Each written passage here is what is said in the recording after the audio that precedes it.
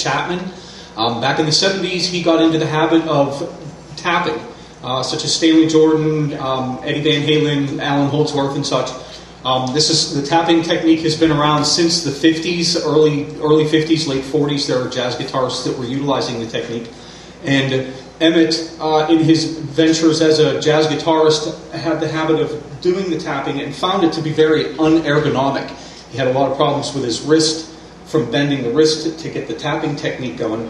So he decided one day to take a guitar and turn it upright and eliminate the body, put a pickup there, and he started tapping just to get the general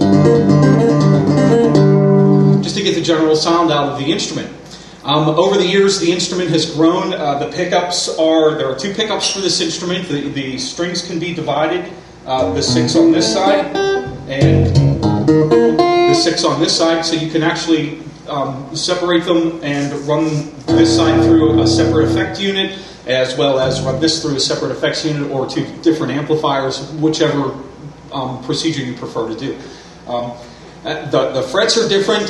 Most of the frets on a guitar are usually just kind of a small crown. These come up at a 90-degree angle with a small crown about a 1/16 of an inch at the top, so that you are able to get, with the tapping, the dynamics, which makes the instrument that much more interesting to play.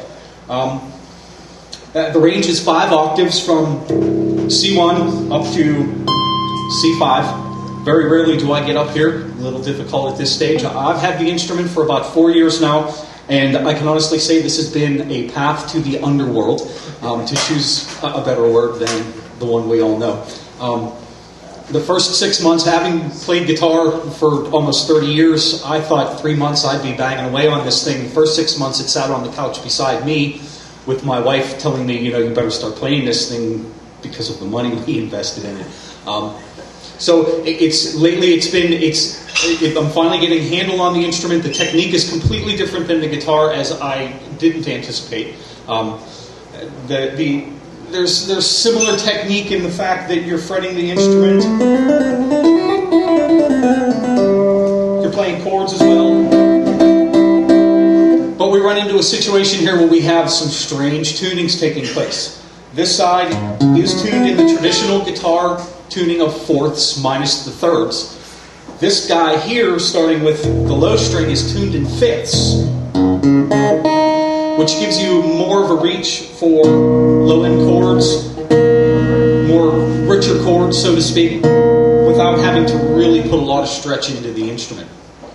When combined, you get some interesting effects. There's some interesting things that take place. It combines the percussive element along with the guitaristic element, along with the piano element, and the rhythmic side that just ties it all together. I liken it to a piano for guitarists as the best way to look at it.